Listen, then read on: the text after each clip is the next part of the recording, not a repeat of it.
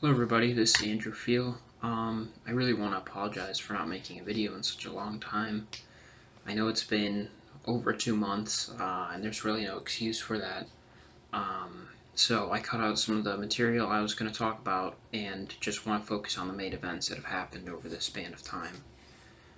If anybody's curious, some life events that have happened for me. I've officially transferred from the University of Iowa, and now I'm at Illinois State University, and like it here so far. But anyways, to get started, there was an important January 6th committee that happened a while back, featuring former White House Chief of Staff Mark Meadows' aide, who testified, named Cassidy Hutchinson. She gave many bombshells about what actually happened during January 6th, having um, being very close to the former president, with Mark Meadows, who was one of his closest aides, being an aide to him. Some of the things she said was that Trump knew the insurrection crowd had weapons and body armor, which I think is very contrary to what was reported.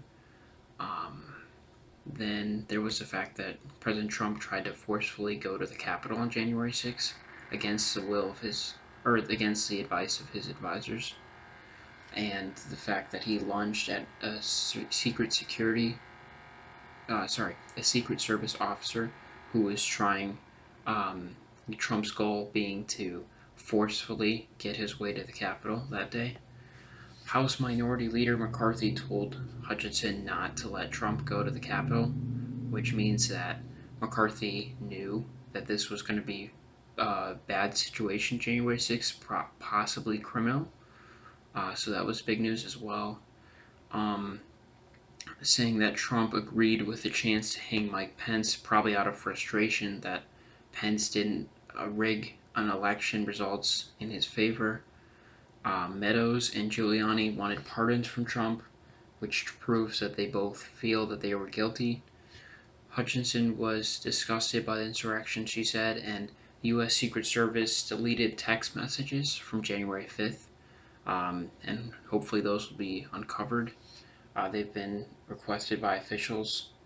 There was also never before seen footage of Trump outtakes saying that he didn't want to say the election was over. Um, I think the Justice Department said they were investigating Trump's actions in the January 6th probe, which would be big news because so far the Justice Department hasn't taken a stance so far, and it seems that they've been just letting the January 6th committee go out. But if they were to be investigating, that would be huge because then they could build a case to actually file against Trump. January 6th committee, I don't think will file anything against Trump, but they're just trying to uncover all the evidence and let the American public know. I already talked about this in the last video, but there was a shooting that happened in Highland Park on July 4th, that left 7 people dead total and 38 injured. The shooter was only 21 years old with an assault rifle, and it was absolutely horrible. And on top of that, he had several instances that seemed to prove that he was a menace to society. And the FBI and, they just didn't do a good job of tracking this guy and making sure he wouldn't do something like that. This is also pretty old news, but it's really important. So I just want to say the U.S. killed Al-Qaeda leader al-Zawahiri in a drone strike. He was someone who oversaw 9/11 attacks with bin Laden, so that was really good news that he's dead. Really big news that has come out with President Trump. I'm sure a lot of you know that Trump is known for his many scandals, but this scandal actually may be the biggest scandal of all, more than the January 6th committee, in my opinion. The FBI actually raided former President Donald Trump's home in Mar-a-Lago, seizing classified documents, and it was reported the documents may actually be about U.S. nuclear weapons, which would be a huge security breach, and the FBI was being attacked by many nut jobs and people who were, siding with Trump over the Justice Department and the FBI, or sorry, not just over the FBI and our intelligence, which is ridiculous. You would definitely always, no matter how much you like a person, you always have to go with our FBI and our intelligence agencies. They know what they're doing. They're not biased. They're apolitical. Just just shows how crazy some people are. The Justice Department asked a federal court to unseal a warrant to use search Mar-a-Lago, although a lot of it would be restricted. The Justice Department also is challenging the special master appointment that was given for the case before the 11th District of the the U.S. Circuit Court of Appeals. So we'll have to see what happens there, but that's the latest news with that.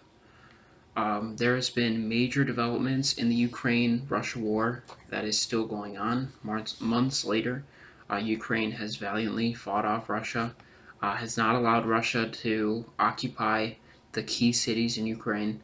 Russia has had a good amount of territory in Ukraine, but first off, Ukraine attacked Russian-occupied Crimea. That was a big move that happened a little while ago, meaning that they were willing to attack in Russian territory because so far up to that point the whole war was in Ukraine. But this past week I have been really impressed with a lot of the reports that have come out with Ukraine that a major offensive by Ukraine have seemed to have stunned Russian forces. Uh, Ukraine has captured many cities back, reportedly, and Russia actually confirmed that Russian forces have retreated from areas near Kharkiv, which I believe is the second largest city in Ukraine. I'm pretty sure behind Kiev. So that was major news that Russia did confirm. Uh, Russian soldiers left ammunition and supplies there, along with, to add more to it, Ukrainian forces actually threatened to encircle the area, which is why Russian forces seem to have retreat from a major area of the war. And Ukraine cut off a major Russian supply line in one of the cities they recaptured. And I'm really hopeful that it can turn the tide of the war. And even though the U.S. and Western powers are not directly fighting in this war, I believe that the American and European arms that have been sent to Ukraine, I feel have been a part of the turn of the tide, with Ukrainian forces feeling more emboldened to advance on Russian forces. There have been major amounts of arms developments that have been sent to Ukraine, and hopefully that has helped them. And hopefully Ukraine can move Russia out of Ukraine and win this war eventually, although it is going to take some time still.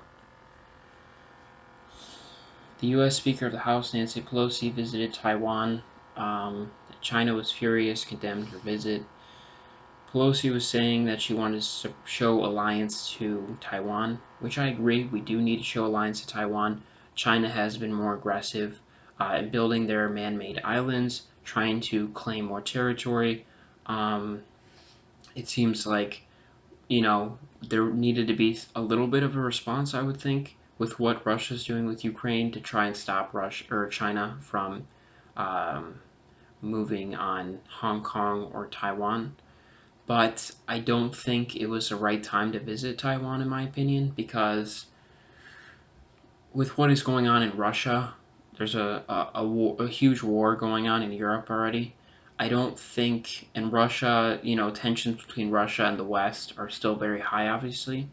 So I don't think it was the right time to piss off China and to make tensions higher with China, because it absolutely did. It's not like super threatening levels with war or anything like that. It's not like that.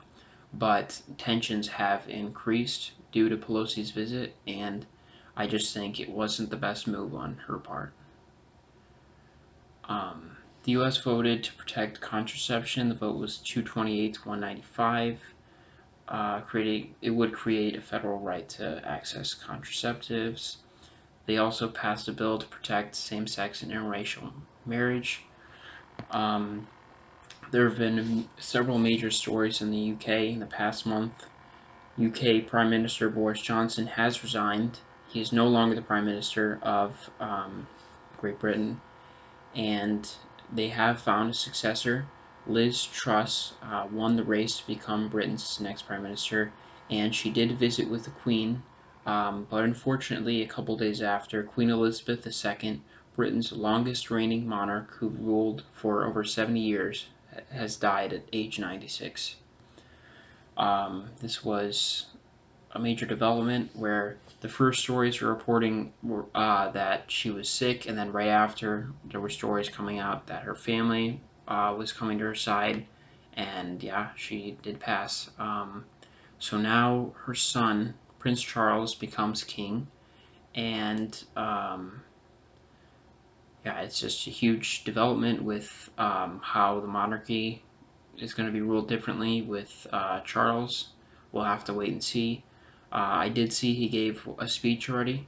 I was not able to watch it, but I heard the royal family did announce September 19th will be the funeral of Queen Elizabeth II. Um, and yeah, we'll just have to see what King Charles his objectives are going to be. Biden said that 10,000 in federal student debt will be forgiven to people making under 125,000 annually. This wasn't too much of a major development, I don't think, because it's not forgiving debt for everybody, but I think it is still very important. The fact that he's forgiving 10,000 in debt to the people who need the debt forgiven most, the people who are most likely to be borrowing this money, making under 125,000 a year, with how expensive school tuitions are. I know how it is, and yeah, I think it was a good step. Hopefully, a lot of people will be better off for it. Finland's president said Turkey agreed to no longer oppose Sweden and Finland wanting to join NATO, which was a big step, I believe, in getting Finland and Sweden to be a part of NATO. I don't know if they have officially joined yet. I don't believe so, but um, it definitely moves the process forward. Iranian military operative was charged in a plot to murder former security advisor John Bolton. The man is not yet captured but wanted by the FBI. Former Japanese Prime Minister Shinzo Abe was assassinated while giving a campaign speech. This was very shocking news. There's not a lot of shootings in Japan. Um, and for it to be a former prime minister who I think was well respected, that was definitely surprising. President Biden, a little while back, contracted COVID 19, and at 79 years old, it was a little concerning, but he did not have a major case, experiencing only mild symptoms. He isolated and took Paxlovid, um, and then wore a mask the next 10 days. But thankfully, he has recovered. Monkeypox was declared a global health emergency. I don't think it's a cause of huge alarm, but it does mean that the world is taking it more seriously now. 50 migrants were found dead inside a trailer in Texas. It's a sign of the record amount of immigrants going through the United States-Mexico border. It was really tragic news to hear, and just kind of shows the difficulty, I think, for migrants to be able to cross the border, and because it's a long journey for a lot of people. So yeah, it was unfortunate news for sure. Authorities actually may arrest 2 million people this year, just to give you an idea of the number of people trying to get through the border. Um, there was a report that Trump scammed his followers out of $250 million, which shows how idiotic a lot of them are. There was an armed man who tried to breach an FBI office in Cincinnati who was killed by police. First of all, good riddance to that man. But second of all, that just was one example of someone who was upset by the FBI raiding President Trump's house and tried to forcefully breach an FBI office. Crazy times in America, for sure. Jackson, Mississippi has had a major water crisis recently, with many lacking clean drinking water. So much so that the EPA has sent a group to thoroughly inspect the situation that's been going on at Jackson. I think I've seen that most people are just drinking through water bottles right now. Um, and yeah, hopefully it improves soon, because for I think the biggest city in Mississippi to not have clean drinking water is a huge problem that needs to be addressed very soon. China was hit back at NATO for quote unquote Cold War thinking after NATO said China posed serious challenges to global stability, which I think it was about time, because besides Russia, China's government is the second biggest problem to world peace and world stability. And NATO allies for the first time put threats by China into blueprint in a summit in Madrid. Now, this was a while back, but it's still important by the world recognizing that China may be a threat and addressing it seriously, I think. Um, there was an FBI investigation that found Chinese made Huawei equipment could disrupt U.S. nuclear arsenal communications, which is obviously very bad news. Um, in 2017, a report found that China wanted to spend $100 million to build a Chinese garden at National uh, Arboretum in Washington, D.C., which thankfully was never put into place because they were very suspect about it. And it turns out that China was trying to plant spyware to hear about U.S. intelligence and the latest with the U.S. And finally, Serena Williams says that she will retire after her appearance at the U.S. Open, being one of the best tennis players of all time. That was major news, and thank you to her for her amazing career. So, thank you all for watching. That's all the news I have for you, and I hope you have a great rest of your day. Thank you.